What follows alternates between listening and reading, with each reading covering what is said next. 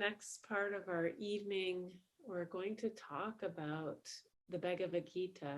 We're going to have a short sort of discourse on this text.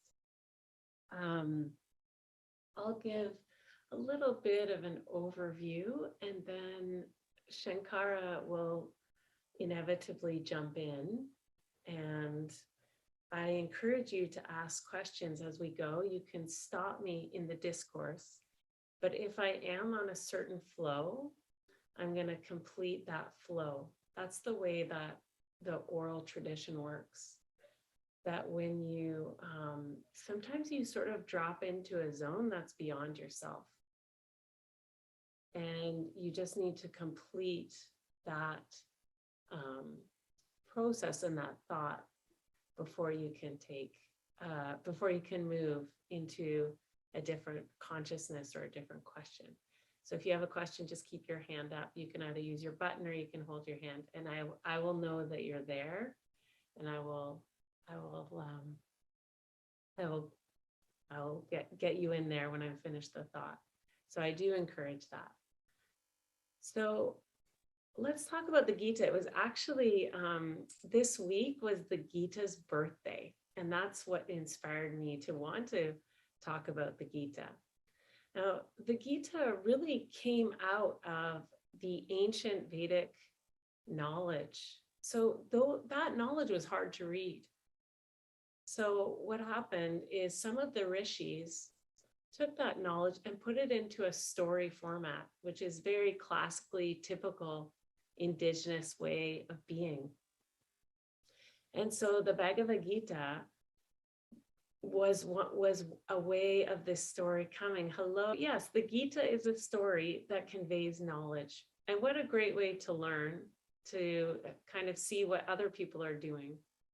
And so much about the Gita is about learning how to hone our intellect. Not our intelligence. Intelligence is different from intellect. Intelligence is the knowledge of math and science and English and having this kind of understanding.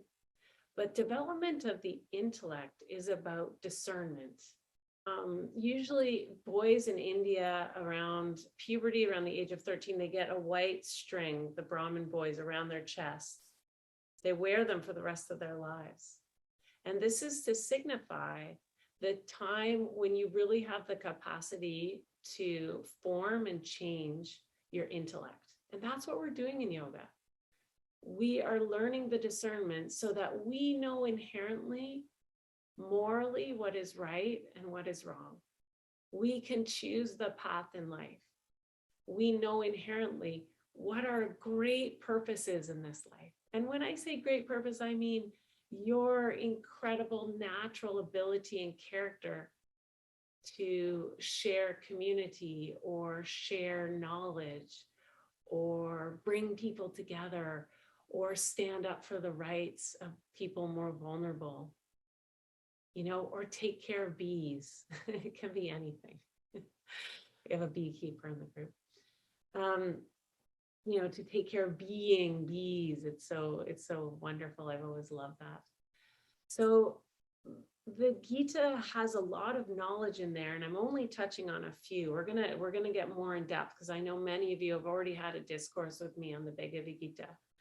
But before I get into the Gita, I just want to remind you that the Bhagavad Gita, I'm sure you remember what it means. Do some of you remember what it means? Yes? The Song of God. That's the translation. The Bhagavad Gita is the Song of God. It's contained within the Mahabharata. And the Mahabharata, as you would say in Sanskrit, because we dropped the A at the end, is the story of a royal family. And it goes back generations and generations. There's so many wonderful stories about the grandfather of our great warrior in Bhagavad Gita, Arjuna, and how this is a karmic connection. So the Mahabharata goes back 10 generations. And so you see how the 10th generation is affecting the one in the present. It's quite extraordinary. It's quite extraordinary. And how people's intentions and dharma keep affecting their next life or their children's lives. And so the Mahabharata is this incredible, beautiful story. Mostly it surrounds the 5 Pandavas. And the Pandavas include Arjuna, the greatest warrior. They also have Yudhishthira, the kind of the embodiment of dharma. Yudhishthira is the embodiment of right action. Bhima, who is the strong one, and Nakula and Sahadeva, the 2 twins who represent beauty and grace and kindness. So have I mentioned 5? And Arjuna, the greatest warrior. Yudhishthira, Bhima, Arjuna, Sahadeva, and Nakula. Yeah, those are the 5 Pandavas. They're intimately connected, these brothers. They're intimately connected. And on the other side, we have the 100 sons of the other king, and he's a blind king. And one of his sons, his eldest son, Duryodhana, is very, very jealous of the 5 Pandavas. Always jealous, always wanting to beat them and become better than them. And yet the Pandavas seem to have all the luck. So Duryodhana is always upset, and he's sort of got a chip on his shoulder. And so, as we know, Duryodhana makes the Yudhishthira gamble with him, and he cheats, right? He cheats and he keeps cheating and he keeps cheating, and Yudhishthira keeps giving him a chance not to cheat, right? Who in your life gives you the chance not to cheat? Who in your life is honorable? It's a wonderful contemplation. And who do you hold honor for in your life? Who do you help to keep real and true? It's a good contemplation. So we're always living in the story. And sometimes we're Duryodhana, and sometimes we're Yudhishthira, and sometimes we're Arjuna, the great warrior. We're always Arjuna, actually, because we're always facing the inner battle. So as we know, we get to the battlefield, and we've got Duryodhana and the family on that side, and we've got Arjuna and the Pandavas on the other side. And Arjuna and Pandavas, of course, have Krishna with them, right? The embodiment of Vishnu. And they are about to start the battle. And so Arjuna says to Krishna, take me to the battlefield, take me to the center. I want to see my enemy, and Arjuna looks out across and he sees his grandfather, and he sees his teacher in the arts of war, and he sees his yoga teacher who he loves. And he says, oh my God, what am I doing? Have I gone insane? Why would I fight my family? There's nothing in this world worth fighting for.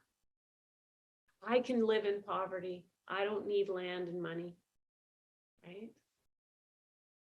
And this is when Arjuna becomes, we call it despondent. This is the first chapter of the Gita.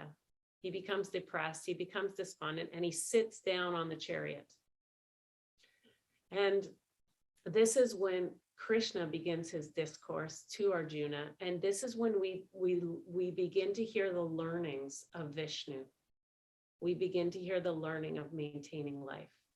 We begin to hear the learnings of the great knowledge of the rishis who cognized the knowledge while they were meditating. And Krishna begins and he says, you're a warrior. This is your dharma. Get up and fight, And Arjuna says, I'm not falling for that, Krishna. No. Like I'm a peace-loving, hippie person. I'm not gonna do that. And Krishna begins to take him from his small self to his higher self, right? To the broader view and the broader way of seeing. Are there any questions so far, or do you want to jump in, Shankara? All good. Okay, so the Bhagavad Gita is all about the qualities that we practice in yoga. So yoga, remember, the root word of yoga is yug, to unite. And in India, we call the oxen that unite the two oxen together, that piece that holds them together, that piece of machinery, we call it yug. That's the name of it, yug. And it keeps the oxen together to keep plowing the fields. And so when we think of yoga, we often think about asana, right? Yeah. But that's really, as we know, just one aspect of yoga. And it's mostly been born out of hatha yoga. Hatha yoga came before vinyasa. So vinyasa comes out of hatha yoga. And we develop the physical body for a few reasons. One is because it does help us to sit in meditation for longer periods of time so that we can experience that unification. Another reason that we do the asanas is that it helps our mind to become discerning. So we start to build our intellect. We start to understand what is good and right and what is not so good and not so right. And you know what that not so right feeling is, right? You get that niggly feeling where you think you should keep working on something and you don't, and you ignore it. But then that feeling comes back again. And so we're working with two different levels of intellect. We're working with a subtle, refined level that just keeps getting those little hinkerings and tinkerings. And we work with that other level, which knows, which maybe you speak out loud. And so with yoga, with the practice of asana, with the practice of breath, with the practice of nidra, with the practice of mantra, with the practice of mudras, all of this is helping us to develop the intellect so that we can find that unification in the present, in awareness, in life. And so that we know how to live in the world. Right? And this is why the Brahmins are given the string at the age of 13, because really up until that point, they're just sort of gathering knowledge or kind of bumping around blindly. That's what they say. And then, you know, in all the traditions, we have this, right? In Christianity, you have confirmation at 13. In Judaism, you have your bar mitzvah and bar mitzvah, right? Every tradition has this kind of shift at puberty, because this is when we can really begin to develop the intellect as a spiritual being. And even if you're not spiritual, it's a way of navigating in the world, right? And remember, we're working with the 5 organs. A lot of people only think about the 5 senses, the taste, the sight, the sound, but also in the Gita, we talk about the 5 organs of action. And those organs of actions are the vocal cords, the voice, touch, right? The quality of using our hands. The other one is elimination, the capacity to eliminate waste. Okay, it's an organ of action. Intellect. Intellect is one of the main organs of actions. That's why I brought this up. And the final organ of action, I have forgotten. Do you remember, Shankara? What's the last organ of action? Oh.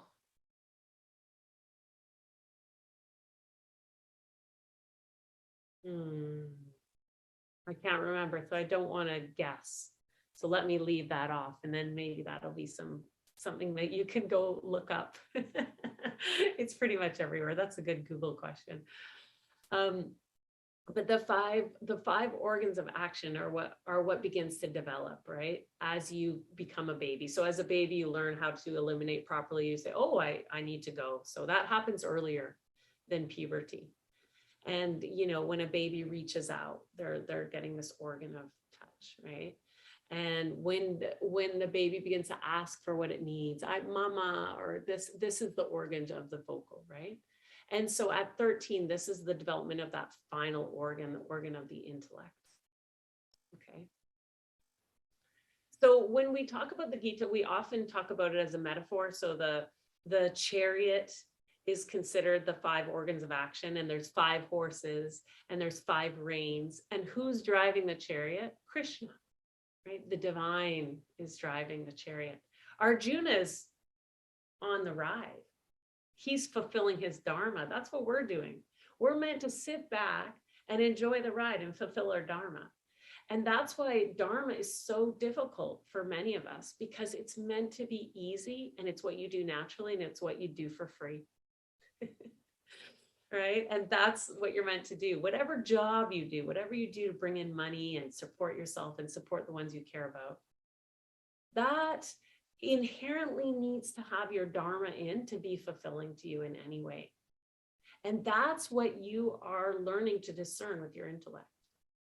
You're learning, what is that quality of Dharma? And you can have more than one Dharma, but you have a main Dharma, right? You have a main purpose and a main quality that is your special gift in the world.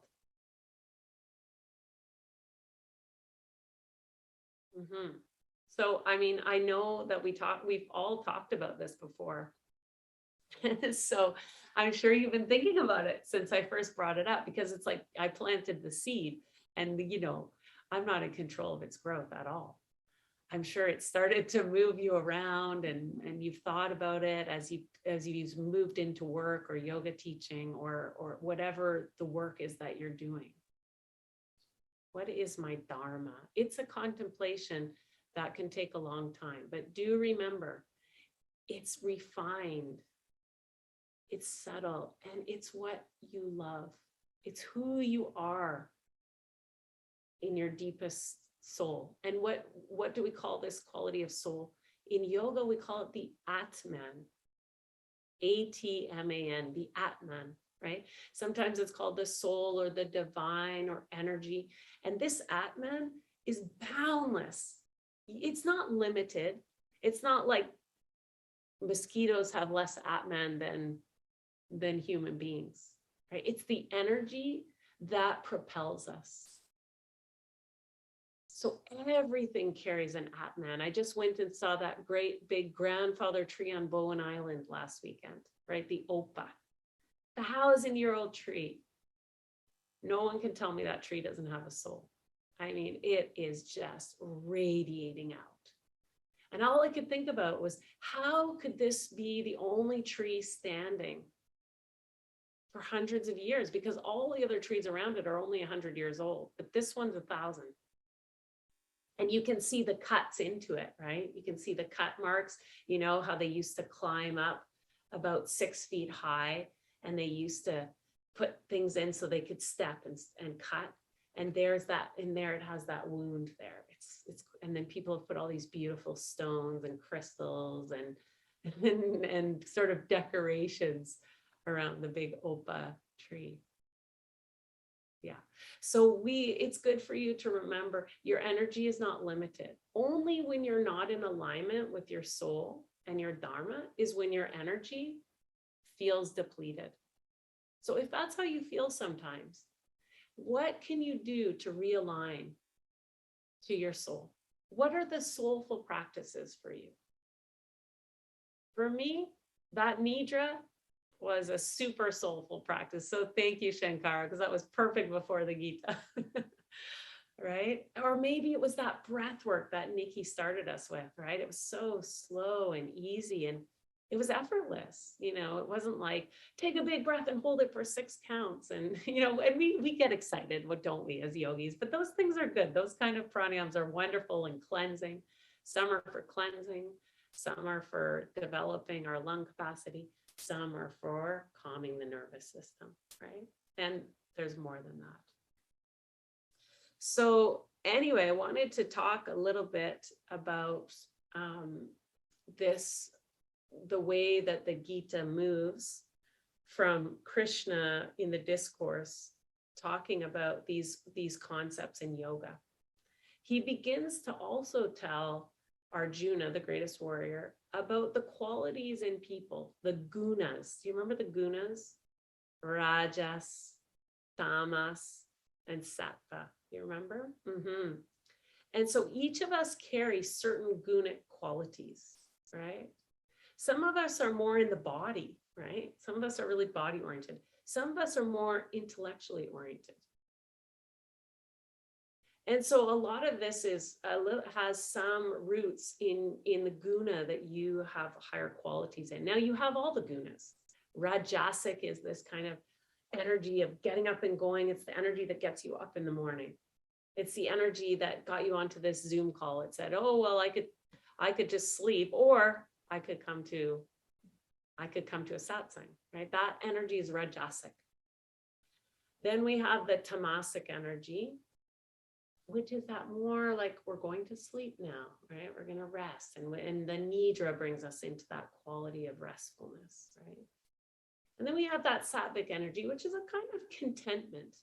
But you can't have too much contentment, you see, because otherwise you'll do nothing. You'll just go sit in the cave and you won't be present in the manifest life, right? You'll just be outside of the manifest life. There is a benefit to just meditating. I mean, there's some rishis, that's their dharma. Their dharma is just to sit and meditate the world into existence and chant the world into existence. So that is a dharma. But for many of us, we also need to encourage ourselves to step into challenge, right? And step into that niggly feeling when we know what is right. I know what is right, and I can't do it. I know what is wrong, and I can't stop myself from doing it. You know these indulgences, right? You know you can't eat chocolate every day. I mean, you can, but it's going to have an effect in the future, right? We can indulge in all kinds of things, and we indulge with the senses. And the more senses that we get, the more delicious it is. Right? So if you have something that tastes good, and something that feels good, you're really getting the best of the senses, right? When you see something that's beautiful and you taste something that's beautiful, wow. That's why in Ayurveda, we present the food, the presentation of the food is as important as the taste. Because we want the senses to have the abundance of its beauty, but we have to be careful not to move into indulgence. Right? And this is all contained within this discourse in the middle of the battlefield, right? It's the tension, it's the tensionality that this war is about to begin. And everything is up for grabs. Everything is at risk. Yeah. Any questions or comments? Anything igniting you in your energy?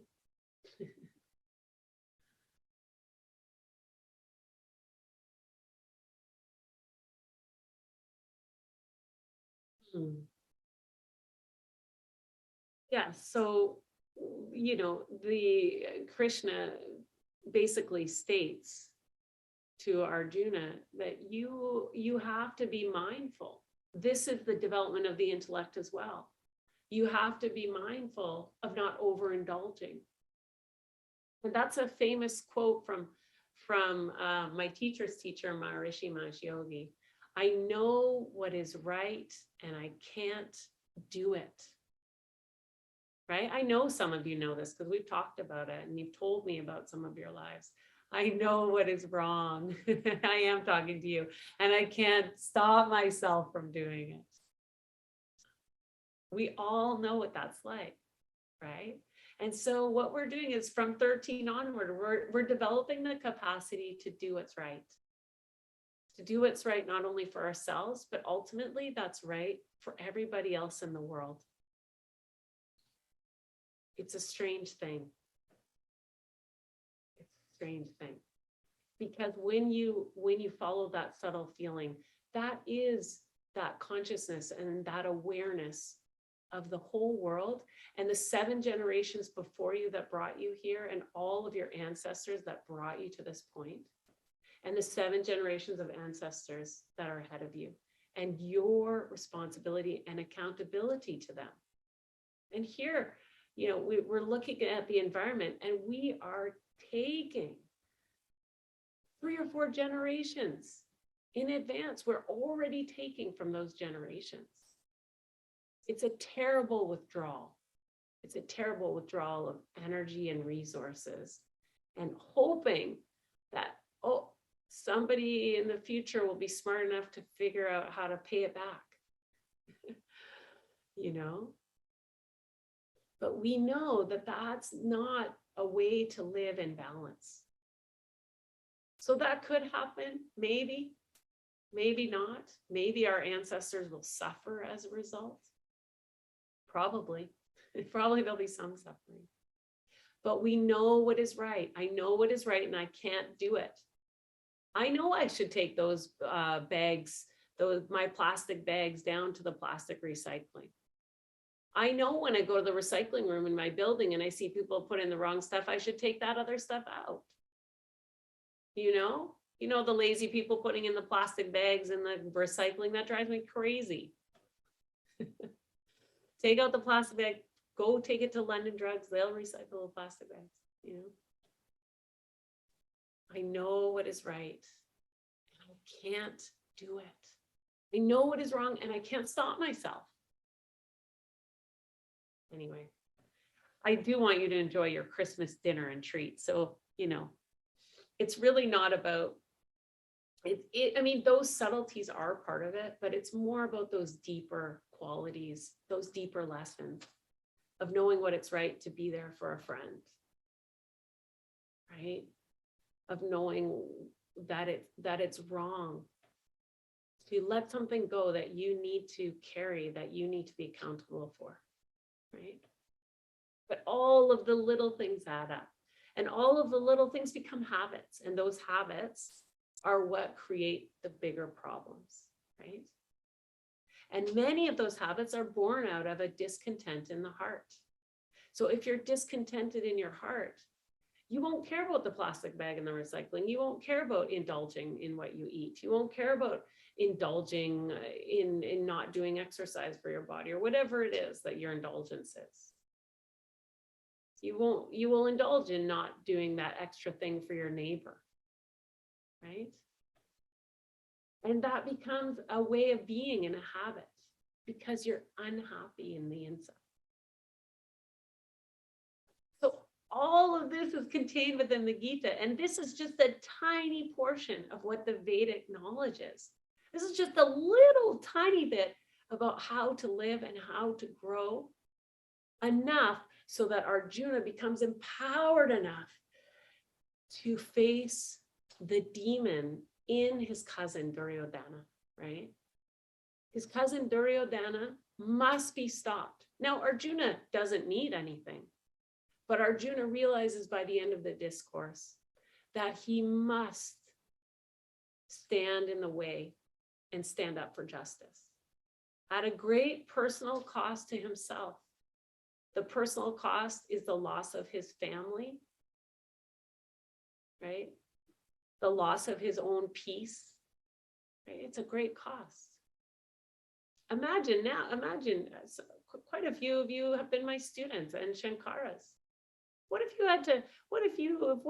Shankar and I were doing something wrong? It takes great courage to say, hey, hey, Luce, I think you got to work on this thing, truly,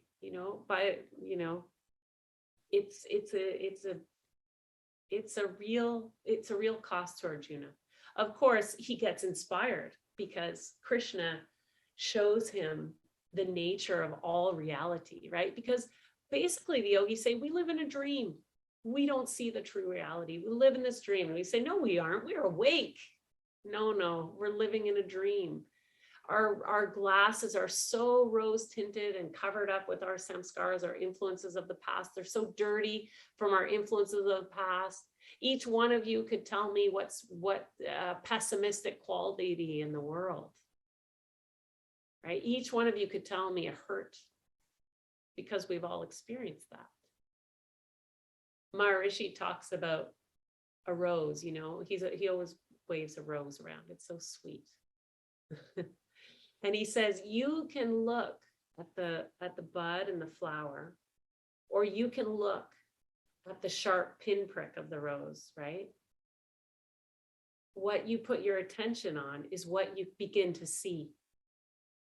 So you are constantly influenced by your idea in the mind, by your intellect. So if you just see that the rose hurts you with its pinpricks, then that's all you see in life.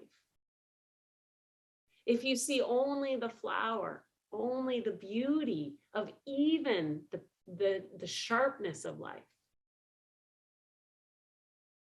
then that's what you experience. There will always be good and bad. There will always be difficulties and beauties.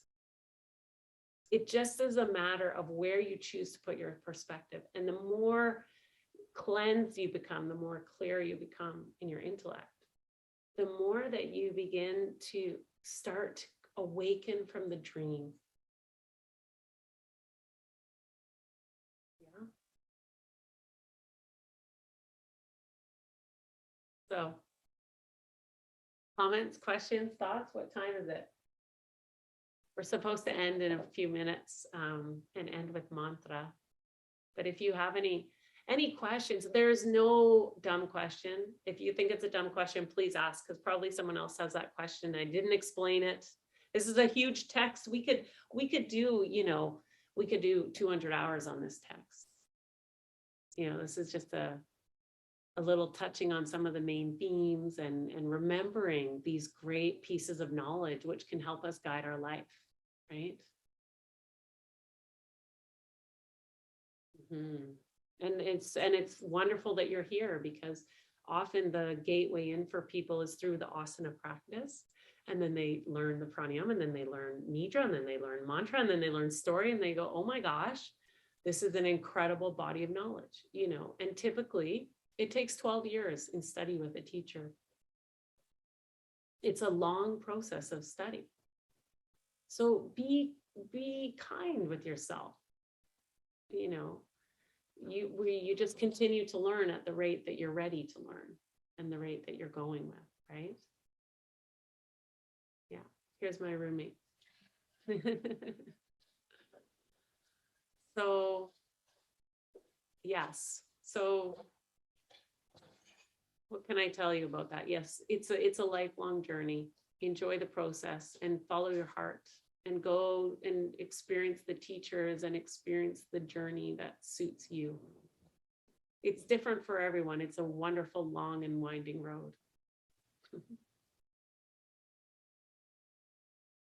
So I think we'll take a mantra. Shankara, I was thinking about doing the Sri Krishna mantra.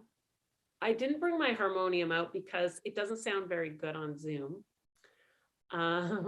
So what I could do is I could put up the words, and if people want to chant along, they can. What do you think about that? Yeah. All right, just give me a moment to pull that up.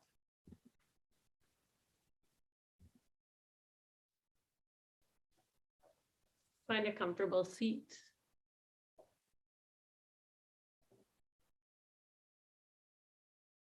This is honoring Krishna, of course, who we love, who shares this great knowledge with Arjuna in the Bhagavad Gita.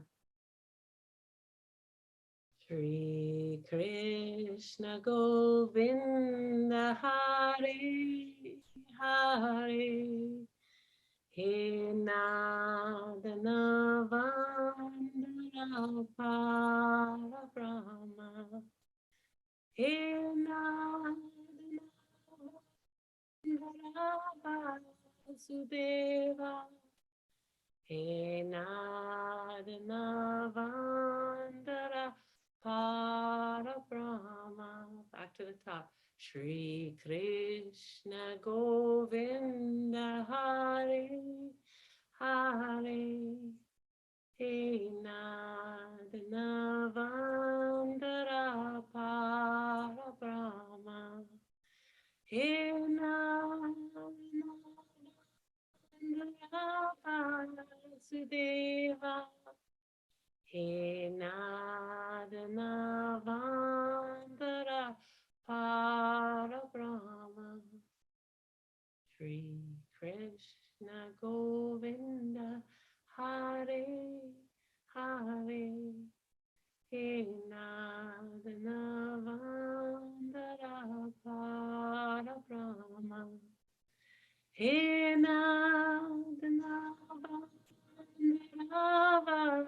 Sudeva Hena Narayana Padma Nabha Sri Krishna Govinda Hare Hare Hena Dhanavandara Hara Brahma Hena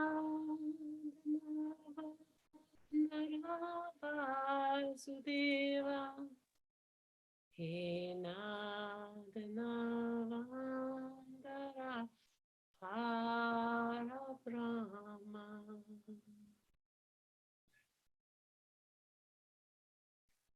I bow to the one who pleases the cows, the land, and the entire nature. I bow to the grantor of boons and the supreme absolute truth. I bow to the grantor of the all-prevailing Lord. I bow to the refuge of everyone and to the Lord who has a lotus-shaped navel.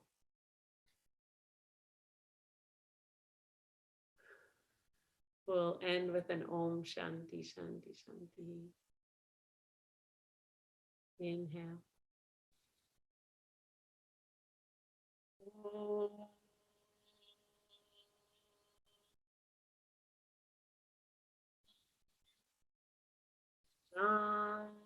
Shanti Shanti Shanti.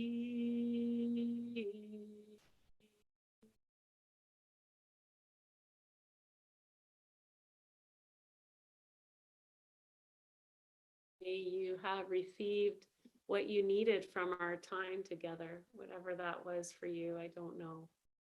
It was a great pleasure for me to share a story with you and to see you and to have you receive this. Otherwise, I would have nothing to do. And I wouldn't be able to fulfill my own Dharma. So I really, really do appreciate you being here. There was a time when nobody came. In 1999 to 2001, I used to give free lectures and nobody came. Nobody knew what Vedic knowledge was. Nobody was interested. So it really is deeply special to me. It means a lot to me, every single one of you here, even if your camera's not on, it really doesn't matter. I'm so, so pleased. I know what it's like to be Zoom fatigued. So thank you. Thank you, Shankara Devi, for sharing your beautiful practice and such a great holder of silence and space and just so much incredible knowledge from your coming down through you from your teacher, Dharma Mitra, Sri Dharma Mitra, and your own inherent wisdom. And I've always found it such a great honor to work with Shankara. We were students together and then we went in different paths and then we came back and were able to teach together. And so we've always shared the heart of the teachings. We have lots of different ways of saying it, and yet there's never a rub. There's never a grind with it. We always just appreciate that quality of truth. And that's part of that development of yoga's intellect that we were talking about.